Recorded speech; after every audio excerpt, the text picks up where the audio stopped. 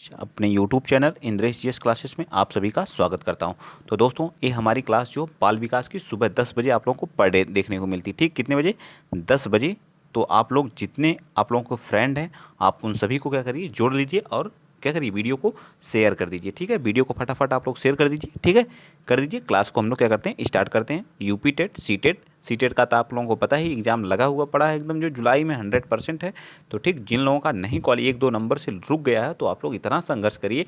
और एक बात और, जो लोग पूरा 2011 से लेकर के 2022 तक का प्रैक्टिस सेट करना चाहते हैं, तो आप लोग क्या करिए, जो है मेरे प्लेलिस्ट में जाइए। ठीक है, प्ले लिस्ट बनी हुई है। ठीक है, उसमें 140 वीडियो पड़ी हुई हैं। ठीक है, 140 सीटेट नाम से प्ले लिस्ट है।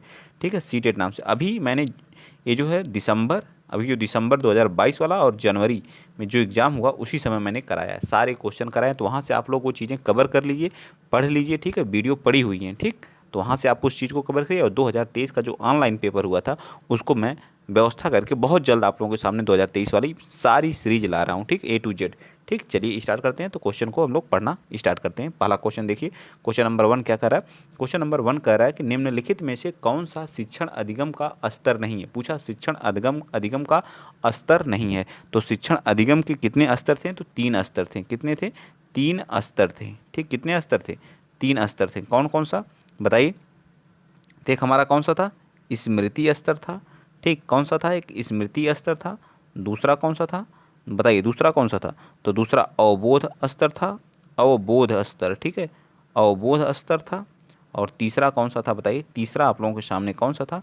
दूरवर्ती था या परावर्ती था? तो परावर्ती स्तर था। कौन सा था? परावर्ती स्तर था। ठीक, परावर्ती स्तर था। याद हो गया कितने स्तर थे? स्मृति, अवबोध, परावर्ती। ठीक है, तो कौन सा नहीं था? तो इसमें से हमारा राइट आंसर क्या जाएगा? डी पार्ट बिल्कुल सत्य हो जाएगा। डी पार्ट क्या हो जाएगा? बिल्कुल सत्य। हमसे पूछा क्या था? नहीं है, नहीं पूछा है। नेगेटिव का आंसर हमेशा नेगेटिव में देते हैं। ठीक है, चलिए नेक्स्ट चलते हैं। Question number 2। क्वेश्चन नंबर 2 देखिए क्या कह रहा है। क्वेश्चन नंबर 2 कह रहा है कि जी वाल्स के अनुसार सृजनात्मक चिंतन का प्रथम चरण क्या होता है। जो सृजनात्मक चिंतन होता है उसका प्रथम चरण क्या होता है? तो उसका प्रथम चरण क्या होता है बताइए? क्या होता है इसका प्रथम चरण? जो होता है क्या होता है? उपक्रम होता है। ठीक है, इनके अनुसार पहला चरण क्या होता है? उपक्रम होता है। क्या होता है? उपक्रम होता है। ठीक, तो राइट आंसर इसका क्या हो जाएगा? डी पार्ट बिल्कुल सत्य हो जाएगा। ठीक, सृजनात्मक विचारों के लिए चरण जो होते हैं हमारे क्या होते हैं? उपक्रम होते हैं। उपक्रम के बाद फिर कौन सा हमारा चरण आता? उपक्रम के बाद क्या आता? उद्भवन आता। क्या आता? उपक्रम के बाद क्या आता? उद्भवन आता। ठीक है, ठीक, उद्भवन। ठीक, उद्भवन आता है। इसके बाद क्या आता है? उद्भवन के बाद क्या आता है बताइए? तो उद्भाषण आता है। क्या था? उद्भाषण आता। ठीक, उद्भाषण आता। ठीक, ठीक, उद्भाषण के बाद कौन सा आता है बताइए? उद्भाषण के बाद हमारा क्या था? मूल्यांकन आता है। सबसे लास्ट में क्या आता है? मूल्यांकन। सब हम सबसे लास्ट में करते हैं। किसके अनुसार है? तो आपको पता होना चाहिए, जी वाल्स के अनुसार है। किसके अनुसार? सबसे पहले उपक्रम, उद्भवन, फिर उद्भाषण, फिर मूल्यांकन। ठीक है, ये सारी चीज़ें आपको इस तरह से पढ़ना पड़ेगा डिटेल के साथ। चलिए नेक्स्ट चलते हैं। क्वेश्चन नंबर 3 बता दीजिए। क्वेश्चन नंबर तीसरा कह रहा है कि सीखने की वह अवधि जब सीखने की प्रक्रिया में कोई उन्नति नहीं होती तो कहलाती है। सीखने की वह अवधि जब सीखने की प्रक्रिया में कोई उन्नति नहीं होती, प्रगति नहीं, आप किसी चीज़ को पढ़ रहे हैं, आप जो उसमें कोई उन्नति ही नहीं हो रही, तो वह क्या कहलाता है बताइए? ए पार्ट सीखने का वक्र कहलाता है, सीखने का पठार कहलाता है, स्मृति कहलाता है, या अवधान कहलाता है? तो बता दीजिए। तो ये क्या कहलाता है? सीखने का पठार कहलाता है। क्या कहलाता है? जब किसी चीज़ को आप सीख रहे हैं, ठीक, उसमें कोई चेंजेज नहीं हो रहे, कोई उन्नति नहीं हो रही, तो इस तरह का जो हमारी जो प्रक्रिया होती है उसको क्या कहते हैं? सीखने का पठार कहते हैं। तो बी पार्ट बिल्कुल सत्य हो जाएगा। चलिए नेक्स्ट चलते हैं। क्वेश्चन नंबर कौन सा? 4। क्वेश्चन नंबर 4 देखिए क्या कह रहा है। क्वेश्चन नंबर 4 कह रहा है कि एक प्रसामान्य यानी 12 वर्ष की आयु के बच्चे में सबसे अधिक होना संभव होता है। मतलब 12 वर्ष का जो बच्चा है उसके अंदर क्या होना संभव होता है? वयस्कों को खुश करने के बारे में दुश्चिंता की अनुभूति होती है, या समकक्षी के अनुमोदन के लिए बेचैनी, या कुल प्रेरक समन्वय में कठिनाई, या अब और यहाँ में उसकी रुचि को सीमित करना। बताइए क्या होता है? बताइए, बताइए कौन सा राइट आंसर हो जाएगा? फोर्थ का राइट आंसर। तो फोर्थ का राइट आंसर हमारा क्या आ जाएगा? 12 वर्ष में आयु में सबसे अधिक होना संभव होता है। यह क्या? पूर्व बाल्यावस्था। इसमें क्या? इस अवस्था में बालक अपने समूह को ज़्यादा महत्व देना करता है। इस अवस्था में क्या करता है? बच्चा अपने समूह को क्या करता है? महत्व देता है। यानी कि समकक्षी के अनुमोदन के लिए क्या होती है? बेचैनी होती है। ठीक है, उनका अनुमोदन प्राप्त करना चाहता है इस समय। ठीक है, ये सारी चीज़ें आपको याद रखना है। चलिए क्वेश्चन नंबर 5वां बताइए। स्वकेंद्रित अवस्था होती है, मतलब स्व केंद्रित, मतलब खुद पर जो केंद्रित अवस्था होती है उसको क्या कहा जाता है? बालक की 7 वर्ष से किशोरावस्था तक, किशोरावस्था में या 3 से 6 वर्ष तक, या जन्म से 2 वर्ष तक, मतलब स्व केंद्रित होती है। तो शैशव अवस्था का जो अंतिम चरण होता है 3 से 6 वर्ष से, जिसे हम पूर्व बाल्यावस्था कहते हैं, इसमें बच्चा क्या होता है? क्या होता है? स्व केंद्रित अवस्था होती है। क्या होती है? स्वयं की खुशी की चिंता करते हुए बालक इस अवस्था में क्या होता है? स्व केंद्रित होता है। ठीक, क्या होता है? स्व केंद्रित होता है। देखिए इस तरह के क्वेश्चन पूछे गए। अभी मैंने कल ही आपको एक कराया था जो, जिसमें हम लोग क्या पूरा बाल्यावस्था जो वृद्धि और विकास वाला पूरा चैप्टर को ही हम लोग फिनिश किए थे, एकदम मोस्ट इंपॉर्टेंट पॉइंट को मैंने वहाँ क्या किया था? कराया था। ठीक, चलिए अगला बता दीजिए। क्वेश्चन नंबर 6, क्रिया प्रसूत अनुबंधन सिद्धांत का प्रतिपादन किया था। बताइए, क्रिया प्रसूत अनुबंधन का सिद्धांत का प्रतिपादन किसने किया था? हल ने, हेगार्टी ने, थार्नडाइक ने, या स्किनर ने? तो किसने किया था? क्रिया अनुबंधन का सिद्धांत का प्रतिपादन हमारे मनोवैज्ञानिक जो थे, वी.एफ. कौन थे? वी.एफ. स्किनर साहब। ठीक है, वी.एफ. कौन थे? स्किनर थे या थर्नडाइक थे? बताइए। तो स्किनर साहब थे। कौन थे? स्किनर थे। ठीक है, वी.एफ. स्किनर। ठीक है, इन्होंने क्या किया था? चूहे पर क्या किया था? चूहे पर इन्होंने क्या किया था? परीक्षण किया था। किस पे किया था? चूहे पर। ठीक है, जिसे स्किनर ने स्किनर बॉक्स भी कहा जाता है। स्किनर ने इस सिद्धांत के आधार पर पाठ्यक्रम को सरल बनाने हेतु छोटे छोटे खंडों में क्या किया था? विभाजित किया था। तो राइट आंसर क्या आ जाएगा इसका? बी पार्ट बिल्कुल सत्य आ जाएगा। ठीक है, व्यापक महत्व जो दंड, पुरस्कार, परिणाम एवं ज्ञान के रूप में होता है, ये भी चीज़ें आपको याद रखना है। नेक्स्ट बताइए, मिरर ड्राइंग, मिरर जो होता है, मिरर ड्राइंग परीक्षण निम्न में से किसके मापन हेतु होता है? जो मिरर ड्राइंग होता है, यह इसका उपयोग जो मूर्त मूर्त किसके लिए? मूर्त अधिगम के लिए। ठीक है, मूर्त अधिगम के लिए। ठीक है, मूर्त का क्या मतलब? प्रत्यक्ष, जिसको हम क्या कर सकते हैं? टच कर सकते हैं। ठीक है, ठीक, मिरर ड्राइंग परीक्षण जो किसके मापन के लिए? मूर्त अधिगम के लिए किया जाता है। या परीक्षण क्या? स्कूटनी द्वारा। स्कूटनी ने इसको बताया था कब? 1920 में। स्कूटनी द्वारा 1920 में। तो इसका राइट आंसर क्या आ जाएगा? बताइए। तो सी पार्ट बिल्कुल सत्य आ जाएगा। सी पार्ट क्या हो जाएगा? बिल्कुल सत्य। चलें आगे, चलिए नेक्स्ट चलते हैं। अगला क्वेश्चन, क्वेश्चन नंबर 8 बताइए। क्वेश्चन नंबर 8वां देखिए क्या कह रहा है कि मनोग्रसित बाध्यता, यानी मनोग्रसित बाध्यता विकृति एक क्या है? मनोविच्छेदी विकृत है, यह क्या है? समायोजन विकृत है, चिंतन विकृत है, कार्य प्ररूप विकृत है, या कैसी विकृत है? बताइए। क्वेश्चन नंबर 8वां, तो मनोग्रसित जो बाध्यता एवं चिंतन ग्रस्त विकृति होती है, जिसमें व्यक्ति क्या करता है? स्वयं पर नियंत्रण नहीं रहता। इसमें क्या रहता है? स्वयं पर नियंत्रण, समायोजन विकृति है। किस तरह की है? समायोजन की विकृति है। समायोजन की है या किस कैसी है? तो इसका क्या जाएगा? चिंतन विकृति। किस तरह की? चिंतन विकृति है। कैसी है? चिंताग्रस्त विकृति है, जिसमें व्यक्ति का स्वयं पर क्या रहता है? नियंत्रण नहीं रहता। ठीक, नेक्स्ट आ जाइए। क्वेश्चन नंबर आप बताएंगे कौन सा? 6 बताइए। क्वेश्चन नंबर 9 बताइए, संज्ञानात्मक संप्राप्ति का न्यूनतम स्तर है। जो संज्ञानात्मक संप्राप्ति का न्यूनतम स्तर क्या होता है? 9 का बताइए। ब्लूम द्वारा संज्ञानात्मक संप्राप्ति को 6 भागों में विभाजित किया गया है। कितने भागों में? ब्लूम द्वारा जो है कितने भागों में विभाजित किया गया है? 6 भागों में। सबसे पहले क्या आता है? ज्ञान, फिर ज्ञान के बाद अवबोध। ठीक है, अवबोध। ठीक, क्या आता है? अवबोध। ठीक है, संज्ञानात्मक संप्राप्ति का न्यूनतम स्तर पूछा है तो क्या था? अवबोध। अवबोध के बाद क्या था? अनुप्रयोग। ठीक, क्या था? अनुप्रयोग। ठीक है, अनुप्रयोग। अनुप्रयोग के बाद क्या था? बताइए। अनुप्रयोग के बाद विश्लेषण। क्या था? विश्लेषण। ठीक है, विश्लेषण। विश्लेषण का मतलब क्या था? टुकड़ों टुकड़ों में करके क्या करना? ज्ञान को अर्जित करना। फिर क्या था? संश्लेषण। ठीक है, संश्लेषण का मतलब इकट्ठा। ठीक है, इकट्ठा किसी चीज़ को करना, संश्लेषित करना। फिर उसके बाद क्या आता है हमारा? लास्ट में आता है मूल्यांकन। 6 भागों में क्या है? विभाजित है। ठीक है, तो फिर लास्ट में क्या आता है? मूल्यांकन। पहले ज्ञान, फिर अवबोध, फिर अनुप्रयोग, फिर विश्लेषण, फिर संश्लेषण, फिर क्या था हमारा? मूल्यांकन। ठीक, इस चीज़ को आप लोग क्या रखेंगे? याद रखेंगे। ठीक है, इनमें जो ज्ञान का स्तर जो होता है सबसे नीचे होता है। तो सबसे नीचे कौन होता है? ज्ञान होता है। और सबसे टॉप पे हमारा क्या होता है? मूल्यांकन होता है। टॉप पे क्या होता है? मूल्यांकन होता है। और बॉटम पे क्या होता है? बॉटम पे क्या होता है? बॉटम पे क्या होता है? ज्ञान होता है। तो राइट आंसर इसका क्या आ जाएगा? ए पार्ट बिल्कुल सत्य आ जाएगा। ठीक है, संज्ञानात्मक संप्राप्ति का न्यूनतम स्तर ज्ञान, ज्ञान के बाद अवबोध, अवबोध के बाद अनुप्रयोग, अनुप्रयोग को विश्लेषण, संश्लेषण, मूल्यांकन। तो लास्ट के आपको याद रहेंगे विश्लेषण, संश्लेषण और मूल्यांकन, ज्ञान, अवबोध और एप्लीकेशन, जिसको बोलते हैं अनुप्रयोग। ठीक, नेक्स्ट चलिए क्वेश्चन नंबर 10वां बताइए। क्वेश्चन नंबर 10 देखिए क्या करा है? शिक्षण देने से पहले पाठ पढ़ने को कहा जाता है। शिक्षण देने से पहले पाठ को पढ़ने के लिए कहा जाता है। मापन के लिए, शैक्षणिक अभ्यास के लिए, तैयारी के लिए, पाठ्यक्रम। जब आप किसी शिक्षण पाठ पढ़ने को कहते हैं, शिक्षण देने से पहले आप कहते हैं उस पाठ को एक बार पढ़ लो बच्चों। ठीक है, तो मतलब क्या किया जाता है? उनको तैयार किया जाता है। उस पाठ के लिए उनको तैयार किया जाता है। ठीक है, उस पाठ के लिए क्या किया जाता है, तैयार किया जाता है। नेक्स्ट क्वेश्चन नंबर 11 बताइए। देखिए 11वां क्या कह रहा है कि निम्न में से किसमें जो है अन्वेषण के ऊर्ध्व उपागम का उपयोग किया जाता है, बताइए। निम्न में से किसमें अन्वेषण के ऊर्ध्व उपागम का उपयोग किया जाता है? केस अध्ययन के लिए, प्रयोगीकरण के लिए, सर्वेक्षण के लिए या अंतर्दर्शन के लिए, बताइए। ऊर्ध्व उपागम का प्रयोग किया जाता है, बताइए। सर्वेक्षण विधि में जो है ऊर्ध्व उपागम का प्रयोग करते हैं। खोज विधि, सर्वेक्षण का मतलब क्या होता है, खोज। खोज में क्या करते हैं हम, खोज विधि में क्या करते हैं, उपागम का प्रयोग करते हैं। इस विधि में समानतः जो शैक्षिक, इसमें क्या होता है, इस विधि में, सर्वेक्षण विधि में क्या होता है, शैक्षिक एंड सामाजिक, क्या होता है, सामाजिक, ठीक, क्या होता है, सामाजिक, ठीक। शैक्षिक एवं सामाजिक, ठीक है। शैक्षिक एवं सामाजिक क्या कहता है, समस्याओं का अध्ययन किया जाता है। इसमें शैक्षिक एवं सामाजिक समस्या जो होती है उसका क्या किया जाता है, अध्ययन किया जाता है, ठीक है। समस्या का अध्ययन करते हैं, ठीक है। सर्वेक्षण शैक्षिक और सामाजिक समस्याओं का क्या करते हैं, अध्ययन करते हैं। याद रहेगा। चलिए नेक्स्ट बता दीजिए क्वेश्चन नंबर 12। निम्न में से कौन सी एक अंतःस्रावी ग्रंथि नहीं है, बताइए।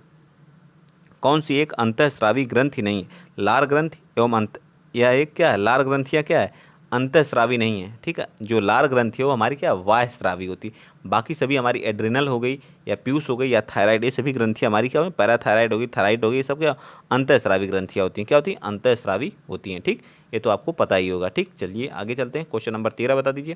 क्वेश्चन नंबर 13वां देखिए क्या कह रहा है कि शैशव अवस्था के लिए उत्तम शिक्षण विधि है। मतलब बचपन अवस्था, जो हमारी बचपना अवस्था होती है उसमें सबसे उत्तम व्यवस्था, मतलब उत्तम शिक्षण विधि क्या है? तो जब 0 से 6 वर्ष की अवस्था को हम लोग क्या कहते हैं, 0 से 6 वर्ष की अवस्था को शैशव अवस्था कहते हैं। क्या कहते हैं, शैशव अवस्था कहा जाता है, ठीक है। शैशव, इस अवस्था में क्या, शिशु को मॉन्टेसरी विधि, ठीक, कौन कौन सी, ठीक है, मॉन्टेसरी विधि, ठीक है, मॉन्टेसरी विधि, ठीक है, मॉन्टेसरी विधि, ठीक, मॉन्टेसरी विधि, ठीक। किंडरगार्टन विधि, ठीक, किंडरगार्टन विधि और खेल विधि दी जाती है, ठीक। खेल विधि के माध्यम से सारी चीज़ें क्या सिखाया जाता है। तो इसका राइट आंसर क्या आ जाएगा, डी पार्ट बिल्कुल सत्य हो जाएगा, ठीक है। डी पार्ट क्या हो जाएगा, बिल्कुल। इस विधि के में शिक्षण पद्धति जो होती है वर्तमान समय में प्ले वे, मतलब प्ले वे स्कूल में अपनाई जाती है। प्ले वे स्कूल में क्या की जाती है, अपनाई जाती है, ठीक। चलिए चलते हैं नेक्स्ट, तो याद रखना चलिए क्वेश्चन नंबर 14 बताइए। क्वेश्चन नंबर 14वां क्या कह रहा है, क्वेश्चन नंबर 14 कह रहा है निम्न में से कौन सा अधिगम के पठार का कारण नहीं है, बताइए। प्रेरणा की सीमा, विद्यालय का असहयोग, शारीरिक सीमा या ज्ञान की सीमा। तो विद्यालय का असहयोग हमारा इसके अंतर्गत नहीं आता, ठीक है, इसके अंतर्गत नहीं आता क्योंकि हमसे निगेटिव पूछा। ज्ञान की सीमा हो गई, शारीरिक क्रिया की सीमा हो गई, कार्य की जटिलता हो गई, उत्साह एवं प्रेरणा की सीमा, ये सभी हमारी क्या आते हैं, अधिगम के पठार के अंतर्गत आते हैं, ठीक है, बिल्कुल। चलिए बाबू आगे चलते हैं। आप लोग बताएंगे लास्ट में आपके कितने सही हुए हैं, ठीक है, बताइए। 15, क्वेश्चन नंबर 15, आँख के रंग में कौन सा कारक प्रभावित करता है? जो आँख का रंग होता है, वातावरण, आनुवांशिकता है, तो सबको पता है, आसानी से कर ले जाएंगे। क्या होती है इसको, हेरिडिटी क्या करती है, इसको प्रभावित करती है, ठीक है। जैसे नाटा, लंबा कद, मोटा, आँखों का रंग, ये सभी क्या होते हैं, हेरिडिटी, आनुवांशिकता से क्या होते हैं, प्रभावित होते हैं, ठीक है। आ जाइए नेक्स्ट चलते हैं। क्वेश्चन नंबर 16 बताइए। क्वेश्चन नंबर 16 क्या कह रहा है कि सामान्य पुरुष में एक्स वाई गुणसूत्र होते हैं जबकि सामान्य महिला में कौन से गुणसूत्र होते हैं, ठीक है। एक क्या है, एक मेल है, ठीक है, एक मेल है, एक क्या है, फीमेल है, यानी कि क्या है, पुरुष है, ठीक है, इसको क्या कहेंगे, पुरुष, ठीक। एक पुरुष है, एक है हमारी महिला है, ठीक है, क्या है, महिला है, ठीक, महिला, ठीक, महिला, ठीक। इसके अंतर्गत क्या होता है, यक्स वाई गुणसूत्र होते हैं और इसके अंतर्गत क्या होते हैं, यक्स गुणसूत्र होते हैं, ठीक है। इसका क्या करता है, यक्स गुण, इसका वाई गुणसूत्र और इसका यक्स गुणसूत्र जब मिलता है, ठीक है, इसका यक्स, इसका वाई और इसका यक्स, ठीक है, इसका यक्स तो क्या होगा, बॉय होगा, यानी लड़का, ठीक है, लड़का, ठीक, क्या होगा, लड़का। लेकिन जब इसका एक्स और इसका भी एक्स, ठीक है, इसका भी एक्स, दोनों का एक्स एक्स मिलते हैं तो क्या होती है, लड़की होती है, ठीक। ये चीज़ें आपको क्या होनी चाहिए, याद होनी चाहिए, ठीक है, ठीक। एक महिला में क्या होता है, यक्स गुणसूत्र होते हैं, तो इसका राइट आंसर क्या आ जाएगा, ए पार्ट बिल्कुल सत्य हो जाएगा। मैंने ये चीज़ें देखिए आपको समझा भी दिया, आपको समझ में भी आ गया होगा, ठीक है। गुणसूत्रों की संख्या कितनी होती है, तो 46 होती है, लेकिन जोड़ी में कितनी होती है, 23 होती है, ये भी याद रखेंगे। चलिए क्वेश्चन नंबर 17 बता दीजिए। अंतर्मुखी व्यक्तित्व एवं बहिर्मुखी व्यक्तित्व का वर्गीकरण किसने किया था? जो अंतर्मुखी व्यक्तित्व होता है और बहिर्मुखी व्यक्तित्व का होता है, इसका वर्गीकरण किसने किया था? तो आप बताएंगे फ्रायड ने, यूंग ने, मन ने, अल्पोर्ट ने। तो किसने किया था बताइए। तो इसको जो है कार्ल यूंग ने किया था। कौन किया था? कार्ल यूंग ने जो है क्या किया था? अंतर्मुखी और बहिर्मुखी का क्या किया था? वर्गीकरण किया था। ठीक, चलें आगे, नेक्स्ट आ जाइए।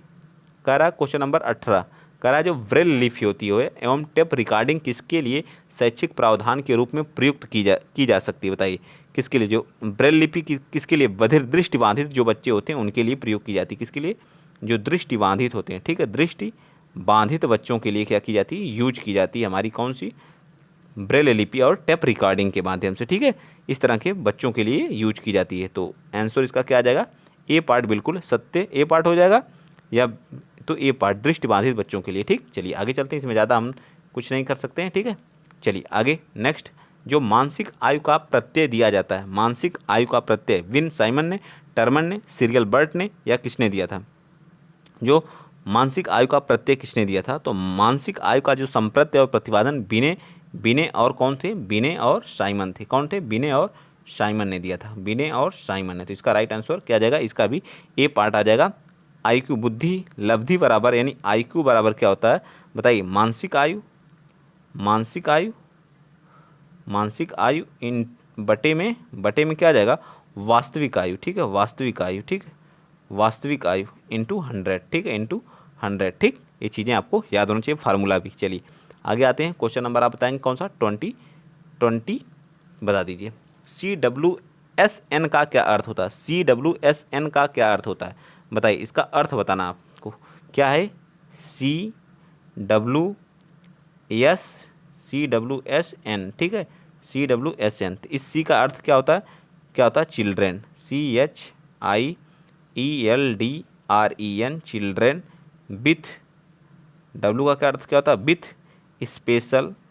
एस का अर्थ क्या होता है? Special, special need. ठीक है, स्पेशल नीड। ठीक है, यानी चिल्ड्रेन क्या कर रहा है?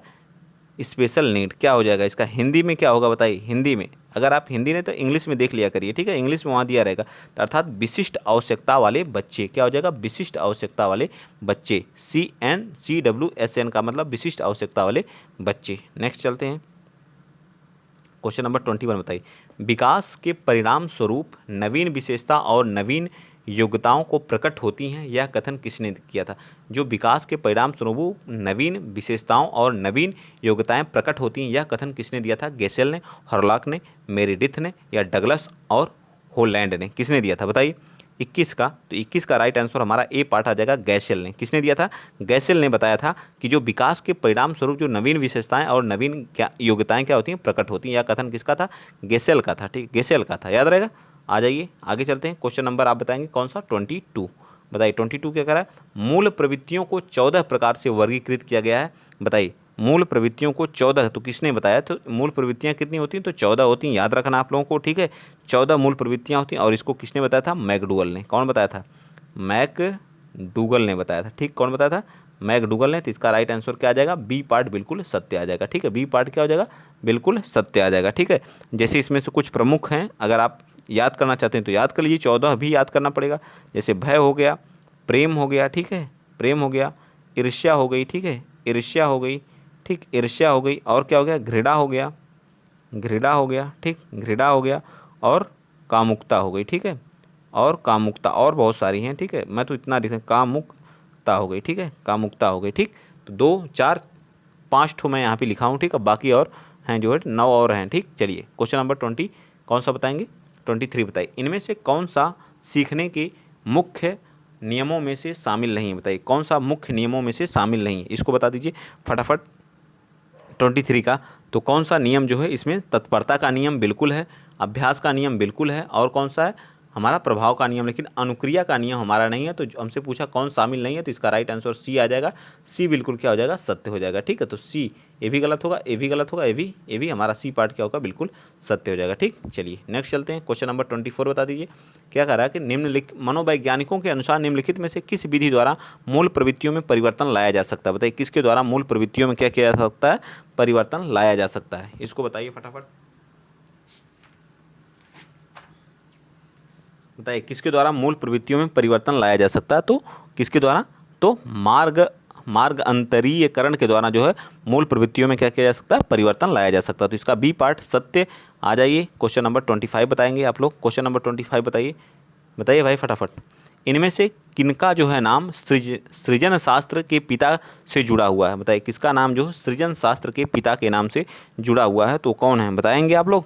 तो गॉल्टन जी हैं। कौन है? गॉल्टन है। ना ही क्रो है, ना ही रॉस है, ना ही वुडवर्थ है। तो इसका राइट आंसर क्या आ जाएगा? बी पार्ट बिल्कुल सत्य आ जाएगा। ठीक है, कौन सा? बी पार्ट बिल्कुल सत्य। सृजन शास्त्र के पिता कौन है? तो गॉल्टन है। याद रहेगा ना, सृजन शास्त्र के पिता कौन है? गॉल्टन है।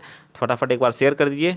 ठीक है, जितने लोग देख रहे हैं आप लोग सभी लोग क्या करेंगे, वीडियो को शेयर करते रहिए। चलिए आगे आते हैं, क्वेश्चन नंबर 26 बताएंगे। 26 बताइए, 26 बताइए। 26 क्या कर रहा है? तो 26 कह रहा है कि निम्न में से किस कौशल में पूर्व ज्ञान का परीक्षण आता है? पूर्व ज्ञान का, प्रदर्शन कौशल में, समापन कौशल में, प्रस्तावना या उद्दीपन परिवर्तन कौशल में? बताइए किस में आता है? पूर्व ज्ञान का जो है क्या आता है? पूर्व ज्ञान का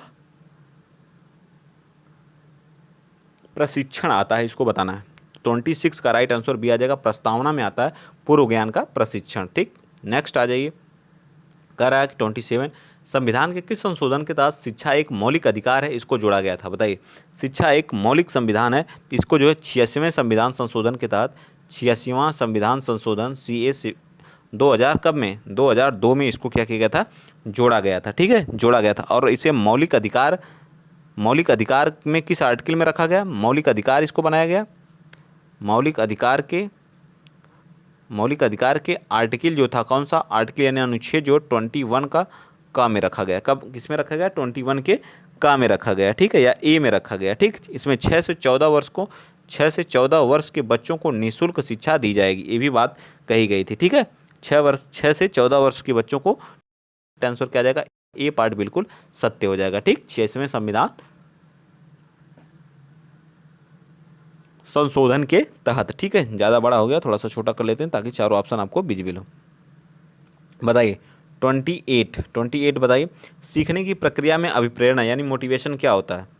28 का तो क्या होता है? सीखने में पिछले सीखे हुए को अधिगम के अलग करती है। बी पार्ट कह रहा है शिक्षार्थियों के स्मरण शक्ति को पैना बनाती है। सी कह रहा है कि शिक्षार्थियों को एक दिशा में सोचने के योग्य बनाती है। शिक्षार्थियों में सीखने के प्रति रुचि का विकास करती है। सीखने की प्रक्रिया अभिप्रेरण क्या करती है? विद्यार्थियों को सीखने के प्रति रुचि का क्या करती है? विकास करती है। यही हमारा क्या है? अभिप्रेरण है। ठीक, नेक्स्ट आ जाइए, क्वेश्चन नंबर आप बताएंगे 29। बताइए सीखने का नियम किसने प्रतिपादित किया था? जो सीखने का नियम है तो इसको किसने दिया था? थॉर्नडाइक साहब ने। तो सबको पता है, एक एक बच्चे को पता है सीखने का नियम थॉर्नडाइक साहब ने। आगे आ जाइए, ये लास्ट क्वेश्चन है। लास्ट क्वेश्चन बताइए फटाफट आप लोग, और आप बताएंगे आपके कितने सही हुए हैं 30 में से, और मज़ा आ रहा है कि नहीं करने में, ये भी बता दीजिए फटाफट। सृजनात्मकता मौलिक परिणामों को अभिव्यक्त करने की मानसिक प्रक्रिया या कथन किसके द्वारा कहा गया था? बताइए यह कथन किसके द्वारा कहा गया था? तो आज कितनी डेट है आप लोगों को पता ही है कि आज 2 मई है। 1 मई को हमारा कौन सा डे था? लेबर डे था। ठीक है, लेबर डे था। तो आप लोगों को लेबर डे के दिन प्रण लेना चाहिए था कल, कि हम लोग आज प्रण लेते हैं। आपके माता पिता सभी लोग तो लेबर ही हैं, एक किसान हैं, एक किसान परिवार से आप लोग बिलोंग करते हैं। तो आप लोगों को प्रण लेना चाहिए कि जब तक सिलेक्शन नहीं हो जाएगा, जब तक परीक्षा को तोड़ेंगे नहीं, तब तक छोड़ेंगे नहीं, और तब तक संघर्ष करते रहेंगे। ठीक है, तो आज जो लोग कल नहीं ले पाए वो लोग आज ही प्रण ले लें। ठीक है, 2 मई को, 2 मई, अगली 2 मई आने नहीं देंगे, उससे पहले सिलेक्शन ले लेंगे। ठीक है, ये दिमाग में होना चाहिए। तो इसका राइट आंसर क्रो ने कहा था। किसने कहा था? क्रो ने कहा था। वीडियो को आप लोग शेयर करेंगे, चैनल को क्या कर लीजिएगा? सब्सक्राइब कर लीजिएगा। ठीक है, चैनल को क्या कर लीजिए? सब्सक्राइब कर लीजिए। अपना सपोर्ट और प्यार बनाए रखिए। ठीक है, बहुत सारे लोग जो मुझसे पढ़ते होंगे, मुझसे उम्र में भी बड़े होंगे, तो अपना आशीर्वाद मुझको देंगे, और जो छोटे होंगे मुझसे, मेरे भाई बहन, उन लोगों का मुझे प्यार चाहिए। जिस तरह से लोग बनाए हुए हैं इसी तरह से बनाए रखिए, बस सपोर्ट करते रहिए। जिस तरह से प्यार और सपोर्ट बनाएं इसी तरह से बनाए रखिए। इसी तरह से बेहतरीन वीडियो आपको प्रोवाइड करता रहूँगा। और 2 बजे के बाद मैं जो है लाइव आऊँगा। ठीक है, 2 बजे हमारी जो एक जियोग्राफी की क्लास चलेगी, उसके बाद हम क्या करेंगे? लाइव क्लास लेके आएंगे। अगर आप कहेंगे संस्कृत की क्लास लेकर के आऊँगा। ठीक है, तो आज के लिए इतना ही। जय हिंद, जय भारत।